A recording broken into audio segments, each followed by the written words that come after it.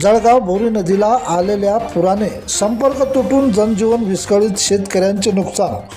प्रतिनिधी सतीश कुमार बडगुजर। जळगाव जिल्ह्यातील पारोळा तालुक्यात असलेल्या भोरी नदीला महापूर आल्याने तेथील शेतकरी बांधव यांचे शेती खरडून गेल्याने त्यांचे अतोनात नुकसान झाले आहे।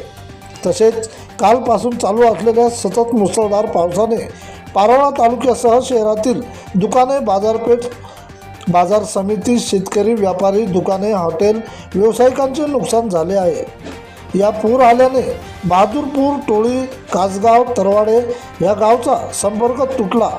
तसेच या गावच्या फरशी पुलावरून पुराचे पाणी वाहत असल्याने नदीकाठावरील शेतीमाल तथा गुरेढोरे वाहून जाऊन शेतकऱ्यांचे नुकसान झाले आहे। या पुलाची उंची वाढविण्याची नागरिकांनी मागणी केली आहे। लोकप्रतिनिधीने तत्काळ लक्ष देण्याची गरज।